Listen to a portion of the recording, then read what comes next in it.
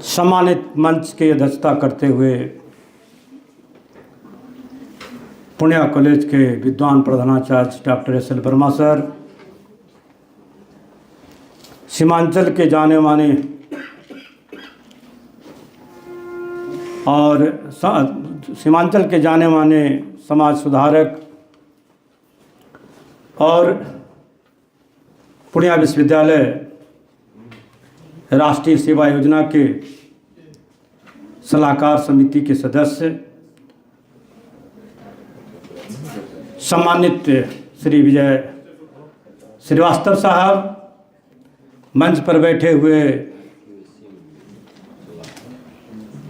Commerce के विभागाध्यक्ष महोदय, रसायन विभाग के विभागाध्यक्ष महोदय, शिक्षक संघ के हमारे सम्मानित मित्र और अध्यक्ष डॉक्टर सी के मिश्रा साहब,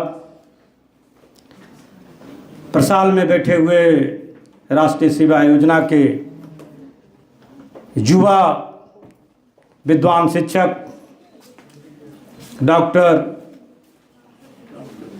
राजेश झा साहब और साहित्य के विदुषी राष्ट्रीय सेवा योजना के doctor Sita madam, doctor Savita Ojha madam, doctor Amrita Sinha, doctor Vivekanand, media के हमारे साथीगण, प्रसाल में बैठे हुए राष्ट्रीय सेवा योजना के हमारे स्वयंसेवक, कर्मचारीगण, मैं सर्वप्रथम स्वामी विवेकानंद के प्रति मैं कोटि कोटि नमन करता हूँ। बहुत सारे बातें स्वामी जी के बारे में हुआ है, मैं कुछ बातें आपके सामने रखना चाहता हूँ कि स्वामी जी के बारे में कहा गया कि स्वामी जी भारत के ही नहीं विश्व के युवाओं का आइकॉन है। क्यों है यह आपको जानना होगा और आप जानते भी हैं। आपको पता होगा कि कम उम्र में 1893 में जब शिकागो में धर्म सम्मेलन हो रहा था तो उस समय हवाई जहाज नहीं था। कितने प्रयत्न किए होंगे, कितने संघर्ष किए होंगे उस स्वामी ने वहां पहुंचने के लिए। और इसीलिए आप जो अभी उनके बारे में बोल रहे हैं कि जागो उठो और जब तक लक्ष्य की प्राप्ति न हो तब तक आगे बढ़ते रहो। स्वामी जी क्यों शिकागो में गए? आपको पता है कि देश जब हमारा गुलाम था तो पाश्चात्य संस्कृति जो थी वो हमारे देश पर लागू हो गया था। लोग पाश्चात्य संस्कृति में की ओर अग्रसर हो रहे थे। स्वामी जी को लगा कि ये तो देश की संस्कृति बर्बाद हो जाएगी। आपको पता होगा कि स्वामी जी जब लाल गेरुआ में वहाँ पहुँचे थे तो उन्हें बोलने का मौका नहीं मिल रहा था। बहुत प्रयास किए स्वामी जी, तो वहाँ एक प्रोफेसर ने उन्हें मौका दिलाया और जब स्वामी जी बोलने लगे, जैसे हमारे इश्तियाक सर बोल रहे थे कि ब्रदर और सिस्टर का जैसे ही नाम लिए वहाँ ताली बजना शुरू हो गया और 1.5 घंटा तक स्वामी जी भाषण देते रहे।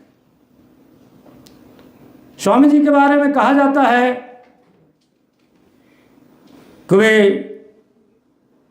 वेदों और वेदांत के प्रख्यात विद्वान थे। वे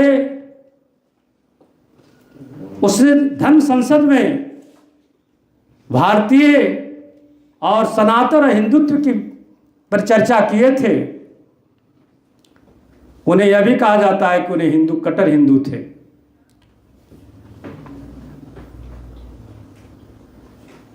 वे समाज सुधारक इसलिए उनको कहा जाता है, क्योंकि समय कम है, मैं आपको कुछ बताना चाहता हूं।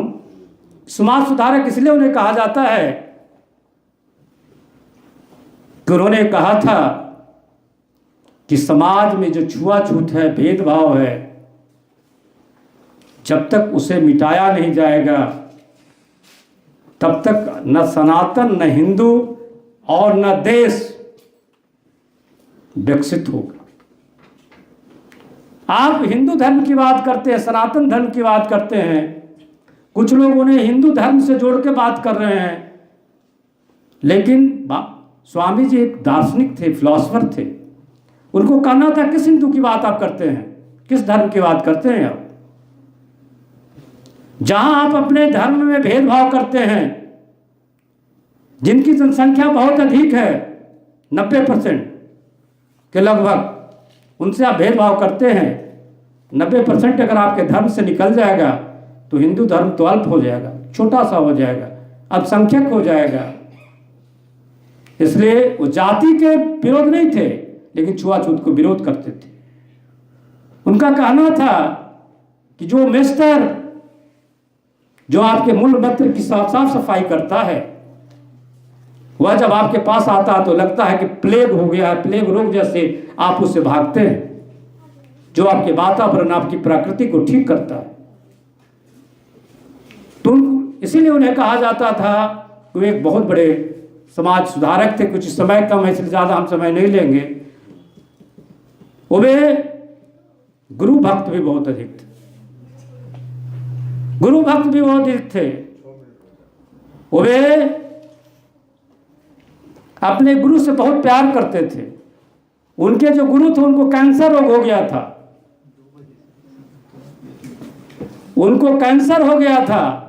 तो जो उनके कुछ शिष्य थे, वो अपने गुरु के जो थूक खखार होता था उसे घृणा करता था। लेकिन स्वामी जी को लगा कि हमारे जो सहपाठी है वो हमारे गुरु से भेदभाव कर रहा है, जो कैंसर जैसे बीमारी है, थूक खखार जो फेंक रहे हैं उसे घृणा कर रहा है। तो स्वामी जी क्या किए कि अपने गुरु के थूक और खखार को खा गए। तो वे अपने गुरु भक्त, वे बहुत गुरु भक्त भी थे। तो मैं युवाओं से ही कहना आया हूँ, हमारे जो NSS के स्वयंसेवक हैं, मैं उनसे यही कहना आया हूँ कि आप स्वामी जी के विचारों पर आगे बढ़ें। और स्वामी जी के विचार पर बढ़ना कोई छोटा बात नहीं है, उसके लिए बहुत परिश्रम करना पड़ेगा, कठिन परिश्रम करना पड़ेगा। और यही कारण है कि अल्प समय में आज विश्व में उनका नाम विख्यात है और उन पर रिसर्च हो रहा है। मैं इतना ही कहना चाहता हूँ। जय हिंद और जय भीम।